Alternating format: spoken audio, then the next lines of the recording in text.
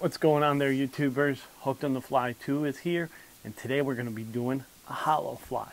Now you might be wondering, why are we doing a hollow fly? What is a hollow fly? A hollow fly is a fly that has segments within the fly, kind of like a game changer, except you're not tying it on shanks, you're doing it on the hook shank itself. And it's going to create segmentation to the body, which will look like you have more material with less material. It'll create a beautiful bulk and beautiful movement to the fly to imitate a bait fish. Now, hollow flies have been around for quite a while, way before I started fishing, which was 14 years ago. Bob Popovic is the inventor of hollow flies. If you haven't picked up one of his books to learn how to tie them, I highly suggest that you do, because I only teach you some of the stuff in the video. But why are we wasting time in talking about it? Let's get down to the vise and let's tie up a hollow fly.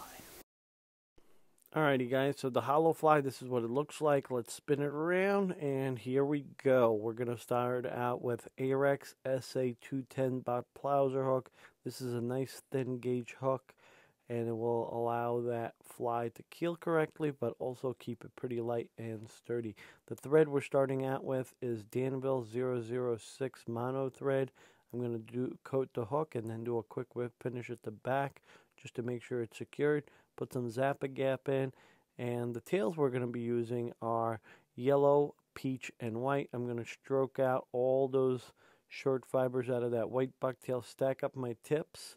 I'm going to dab it with some paper towels here, and then bring that bucktail down. I'm going to do 3 loose wraps, not tight, otherwise they'll flare out. You want them nice and loose, pinch them around, put them all the way 360 around that hook. You want to coat that hook all the way around with that bucktail, pick out any fibers that are getting held up at that hook bend, and tease them out. And now you're going to come in with 1 loose wrap, and then 3 or whatever, how many wraps it takes to cover up that bucktail. You want all of that to be nice and tight and loose. And the bucktail I chose, I started from the bottom, went to the top. I'm going to apply some Zap-A-Gap and then just come over with some mono right over the top of it. And then I'm going to come in with some angel hair.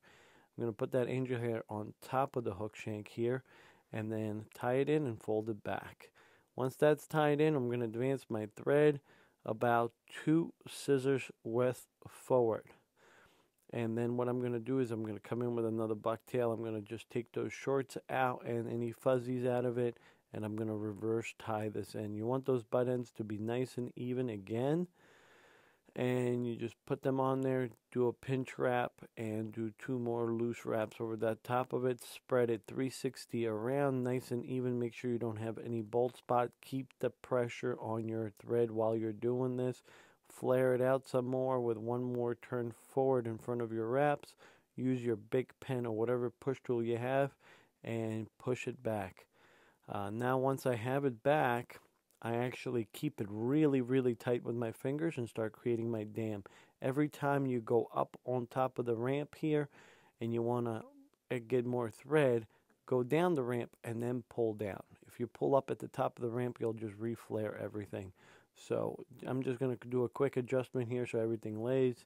Keep twisting, teasing that hair to get it adjusted to where you want it to be. And there you go. There's your first tie, and I'm going to advance it for 2 more scissors widths forward. Add some Zap-A-Gap here, get some more bucktail, and dab that glue out of there because it put way too much on there. Tie that in with 3 loose wraps. Spin it around 360. Keep tension on that thread. Remember, keep tension on that thread. If you let go of that tension, everything's going to start moving on you. Flare it out with your fingers. Get that separated. Pull down 1 wrap forward. Come in with your pen. Fold it back. Pull it tight. The key word is pull it tight, or key words, while you're building your ramp. If you don't have it pulled back tight, you might trap some fibers in your thread, and therefore you're going to get a lot of cowlicks or just loose fibers. Tease it out. Look at that beautiful shape. That looks beautiful. I'm going to come in with some angel hair on each side.